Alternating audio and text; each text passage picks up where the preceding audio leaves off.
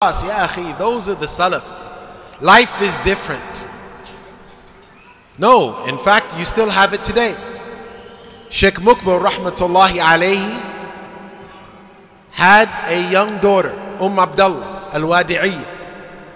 Sheikh Mukbil rahmatullahi alayhi used to give her private lessons.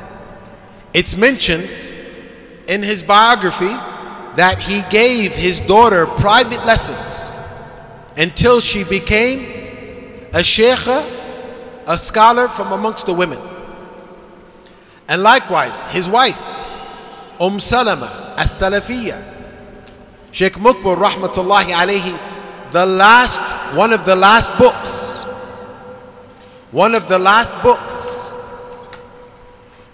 that was published was by Salama as-Salafiyya, and it's called Al-Rihlat al-Akhira lil-Imam al-Jazira, the final journey from the Imam of the Arabian Peninsula.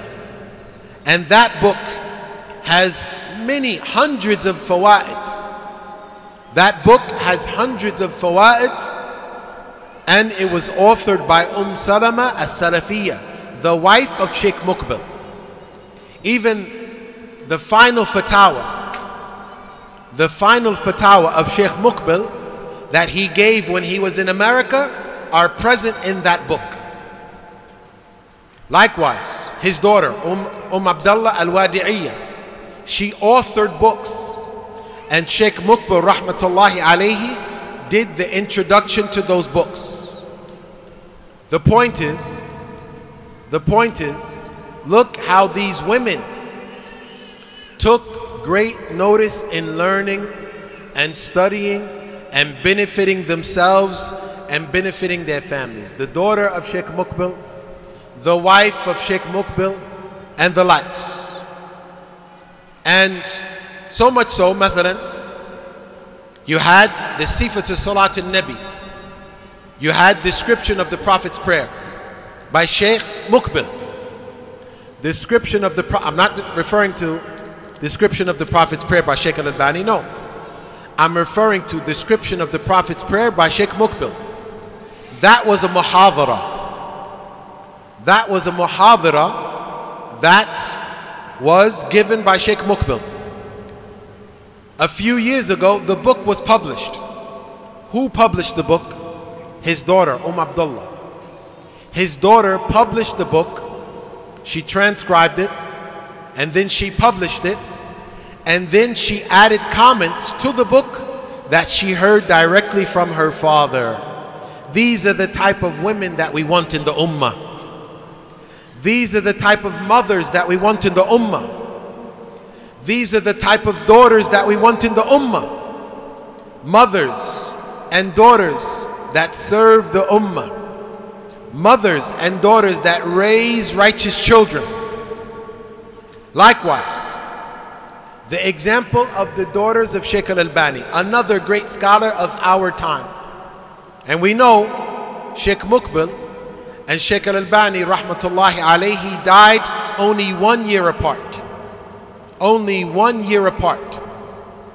Yani Sheikh al-Albani died, and then the following year, or within a year or two, Sheikh Mukbil died rahmatullahi alayhi. Sheikh al-Albani, if you read in his Silsilat Ahadith al-Sahiha and his Silsilat Ahadith al-Da'ifa, which are two great books of hadith that were authored by Sheikh al-Albani, if you read in those two books, you will find that when Sheikh al-Albani rahimahullah ta'ala was authoring those books, there were times where he couldn't type or write. There were times where Sheikh al-Albani rahmatullahi alayhi could not type or write. He would call his daughters. Sheikh al-Albani would call his daughters, and they would sit and write out the books for him. So if you read in the introduction to some of the volumes of Silsilat Ahadith al-Sahiha and Silsilat Ahadith al-Da'ifa, in the introduction, it's mentioned that my daughter wrote this volume. My daughter wrote this volume. And even after the death of Sheikh al-Albani, rahimahullah ta'ala, there were books that were authored by his daughters, Safiya, and I believe Ruqayya, and others. There were 3 or 4. They came together and they authored a book on tajweed. I think it's 3 volumes. A very detailed book on tajweed. And they authored some of his books. And they authored some of his fatawa. And they recently, one of them authored a book, Sa'altu Abi. One of his daughters, they authored a book, and the book is called I Asked My Father. And in that book, she brings nasiha, and she brings fatawa that she heard from Imam al-Albani. So look at these daughters, these mothers, and these daughters that benefited greatly from their fathers. Sheikh Mukbil rahmatullahi alayhi and Sheikh al-Albani, and they preserved this knowledge and they authored these books. These are the type of mothers that I'm only gonna take care of the children and cook and clean and change diapers. That's all. And in terms of knowledge, in terms of talab al-ilm, that's for the men. This is not how the Salaf, the women of the Salaf viewed knowledge. The women of the Salaf did not view knowledge that it is only for men. That is only for the men to study and to memorize and to learn. That was not the methodology of the women of the Salaf. So it is upon the believing women to wake up and to learn and to study and to memorize and to teach their children, because indeed they have a place in teaching and learning and preserving this deen. May Allah Azza wa Jal give them success.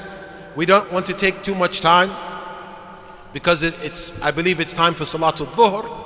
But bi'idhnillahi ta'ala, the sisters have benefited from that which they heard, and anything that I left out or anything that I overlooked, it can be covered in the future lessons by your Sheikh, our beloved brother and Sheikh Abul Fadl Qasim Mafuta, Jazahullahu khairan wa barakallahu fihi wa fi ahlihi. For indeed, I'm sure the sisters and the community are benefiting tremendous from his lessons and his teaching. May Allah Azza wa Jal bless him and bless the community. Allah knows best. Wa sallallahu wa sallam wa barak ala nabiyyina Muhammad wa ala alihi wa sahbihi wa sallam tasliman kathira. Tayib, kisha Sheikh akaendelea kusema, asema kuna ukumbusho muhimu sana kwetu sote sisi. Amesema Mtume sallallahu alayhi wasallam, idha mata ibnu adama inqata'a amaluhu illa min thalath, kwamba atakapokufa mwanadamu basi amali zake zimekatika isipokuwa mambo matatu: sadaka yenye kuendelea, au elimu ambayo watu watanufaika kwa elimu hiyo, au mtoto mwema ambaye atamwombea dua.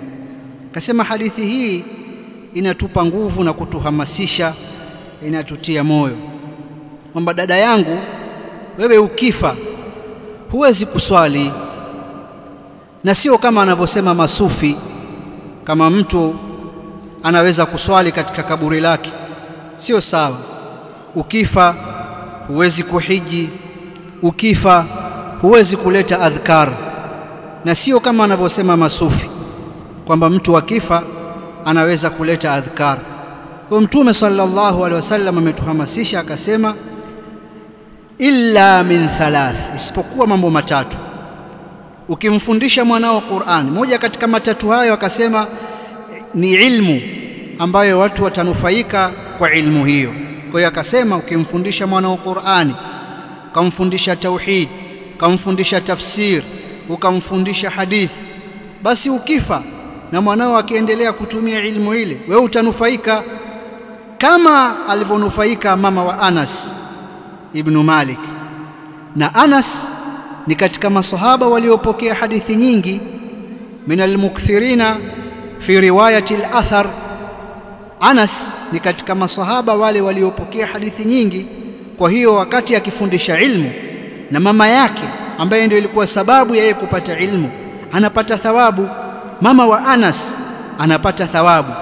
Ukimfundisha mwanao naye akifundisha watu wengine, wewe unapata thawabu kwa miaka yote hiyo ambayo mwanao anafanya hiyo kazi, na ilmu hiyo inawanufaisha watu wengine. Akauliza swali, Sheikh akasema, sasa wewe mwanamke wa Kiislamu unafanya nini ili mwanao wasome, ili mwanao naye aweze kuwafundisha watu? Ukigundua kwamba una upungufu, basi fanya mabadiliko. Fanya mabadiliko nyumbani kwako, irekebishe nyumba yako, watoto wako wawe ni watu wa ilmu. Kisha akatoa mfano, akasema tunao mfano sisi wa wanawachuoni wa sasa. Sheikh Muqbil rahimahullahu ta'ala ana binti yake aitwa Ummu Abdillah.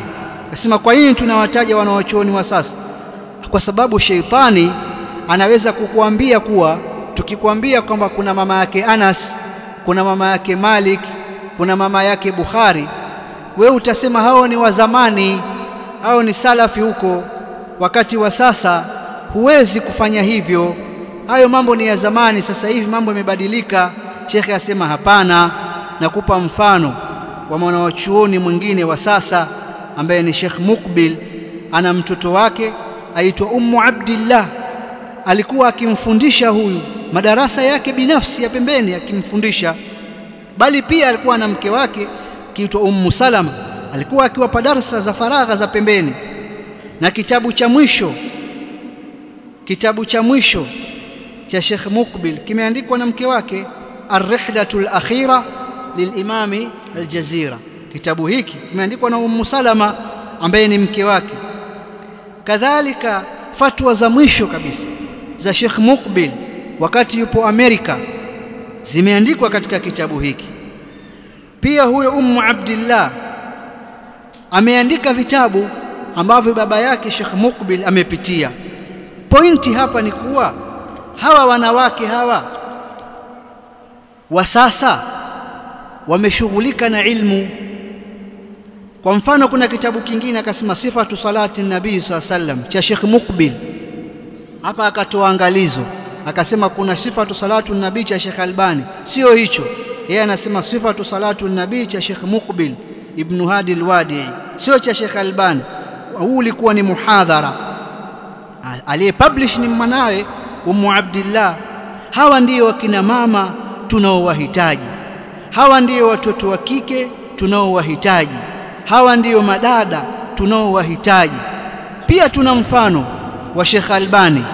Sheikh Albani na Sheikh Muqbil wamepishana kufariki kwa mwaka mmoja. Alianza Sheikh Albani, kisha baada ya muda wa mwaka mmoja akafariki Sheikh Muqbil. Asema ukiangalia katika kitabu cha Sheikh Albani Silsilatul Ahadithi Sahiha na kitabu kingine Silsilatul Ahadithi Dhaifa wal Mawdhu'a, vitabu viwili hivi ni vitabu vikubwa kabisa vya hadithi katika zama za sasa. Ukisoma katika hiki kitabu, kuna wakati Sheikh Albani alikuwa hawezi kuandika au hawezi kutype, aliwaita watoto wake wa kike wakimsaidia kuandika. Na ukisoma utangulizi katika vitabu viwili hivi vikubwa vya hadithi, Sheikh Albani rahimahullahu ta'ala amesema kwamba volume hii imeandikwa na mwanangu, kisha akawataja, asema nawakumbuka mmoja aitwa Safia na Ruqayya, ana nasita thalith, mwingine asema amemsahau. Na pia wameandika katika tajwid, wameandika fatawa. Kisha kuna kitabu kingine kimeandikwa na watoto wake, kuna kimoja kimeandikwa Sa'altu Abi, maana yake nimemuuliza baba yangu. Ameandika humo fatawa kutoka kwa Sheikh Albani. Hawa ni watoto wa kike, asema hawa ndio wanawake tunaowahitaji. Sio sawa mwanamke akadhani kwamba mambo ya ilmu ni mambo ya mwanaume tu, kwa yeye kazi yake ni kupika, yeye ni kusafisha nyumba, yeye ni kumbadilisha mtoto diaper, pampers. Hapana, si sawa. Salaf hawakuwa hivi. Ni muhimu mwanamke kusoma, ni muhimu kujifunza, ni muhimu kuhifadhi halafu naye awafundishe watoto wake. Kisha akasema Allah walipe kheri. Kama kuna kitu itakuwa nimeacha, basi mnaye nyinyi hapa ndugu yetu Sheikh Abul Fadhil Qasim Mafuta atawafundisha. Mimi najua kuwa mnafaidika sana kupitia yeye na ni mtu mwenye maarifa, basi jifunzeni kutoka kwake na mtafaidika. Kisha akatuombea dua, asema tunazo lecture nyingine huko, inshallah mtafaidika nazo kama kuna taksiri katika hili. Kamaliza mazungumzo yake hayo. Walhamdulillahi rabbil alamin wa sallallahu ala sayyidina Muhammad. Jazakumullah khairan wa barakallahu fikum. Hamna maswali, mwisho ya sila. No questions time. Okay. Sheikh anasema hakuna maswali kwa sababu muda wa swala umekaribia. Alhamdulillah rabbil alamin, tuwashukuru kwa kuja kwenu. Basi mnaweza kufanya utaratibu. Huwa yujibu ala. Anasema maswali atajibu Sheikh Abul Fadhil kama mnayo insha Allah. Kwa sasa tutakuwa tumemaliza, mngetafuta namna tu ya kutoka salama ili msikiti urudi katika hali yake ya kawaida. Shukran wa jazakumullah khair. Subhanakallahumma bihamdik nashhadu an la ilaha illa ant nastaghfiruka wa natubu ilayk. Assalamu alaykum wa rahmatullahi wa barakatuh. Amin. Hum yu'adhdhin al'an.